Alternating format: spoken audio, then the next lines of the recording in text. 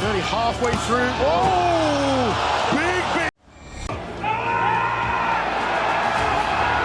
Under the bright lights of the arena, where sweat, steel, and adrenaline fuse into legend, stands a man whose name once echoed through the mountains of Iceland, Thor Bjornsson. The story begins with a rivalry so fierce it seemed destined by fate. Eddie Hall, another mountain of muscle, another legend of brute force. Once brothers in strength, the two became sworn enemies after years of competing for the title of the world's strongest man. Neither could accept defeat. At the press conference, the air was thick with hostility. Eddie Hall, known for his volcanic temper, taunted Thor with venomous words. "Come on, then!"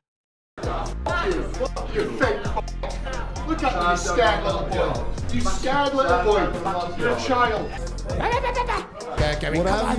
Come on then. He barked. When fight night came, the atmosphere was electric. The bell rang and chaos erupted. It was as if ancient gods had descended from Valhalla to settle an age-old dispute. Here we go, the first round. Eddie struck first, a thunderous right that landed with the weight of a sledgehammer. Thor staggered, absorbing the shot like a mountain absorbing an earthquake. The crowd roared. For a moment it seemed Eddie had proven his dominance. But Thor Bjornsson, blood-pumping and vision-narrowing, wasn't just fighting for pride. He was fighting to evolve. Somewhere deep within, the Viking spirit awakened. Each punch became a storm. His massive frame moved with surprising agility, jabbing, weaving, countering. The air cracked with every exchange. Then, like lightning from Mjolnir itself, Thor unleashed a left hand that sent shockwaves through the ring. Problem, I think, and in that round there, because he's closing the feet, he's threatening with the front foot, he's not allowing.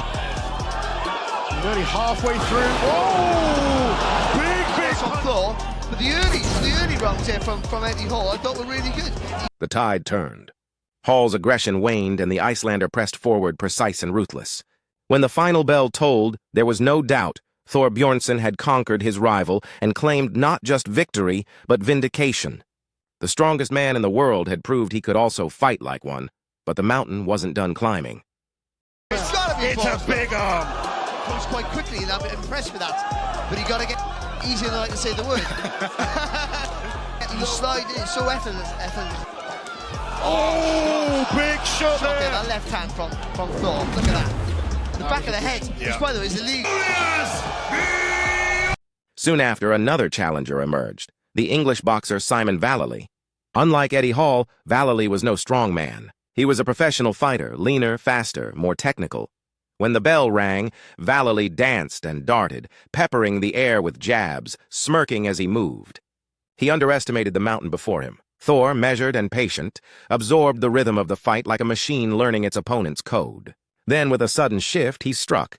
Each punch landed with the dull crack of hammer on stone, each blow erasing Valerie's grin. The professional's taunts turned to gasps for air as Thor's discipline began to shine through the chaos. The Icelandic giant no longer swung wildly. He stalked, calculated, and punished. When it was over, Valerie was left battered and humbled, his bravado buried under the bruises of his own arrogance.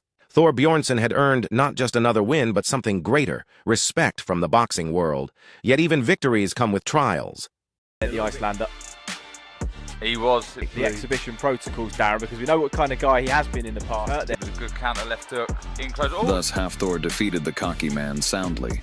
His next challenge came in the form of Stephen Ward, a sharp, mobile boxer who relied on footwork and precision. For Ward, fighting Thor was like dancing around a glacier. Every step mattered. He moved constantly, circling, dodging, throwing combinations that tested Thor's patience and stamina. The strong man, breathing heavily but never faltering, began to adapt. He learned to cut angles, to trap his opponent, to time his jabs with purpose. Ward fought bravely, using every trick in the book, but the difference in sheer power was overwhelming. Still, when the final bell rang, the judges called it a draw. The decision stunned the crowd, an unfair verdict in the eyes of many. Yes, lots of lateral movements. Just feinting a big man into the corner. It's good work. That's to be expected here because Ward is setting a reasonably good pace, and that's what he knew he had to do. He'll be becoming a little bit more relaxed as the fight. But for Thor, it wasn't about the scorecards. It was about evolution. Each fight was chiseling away the old strongman and revealing something new. A true boxer, a warrior who refused to be defined by one title. The path of transformation didn't stop there. His next test came from a man of an entirely different discipline, Larratt. the arm wrestling legend known as No Limits. When the bell rang, Thor was no longer the hesitant fighter from his debut.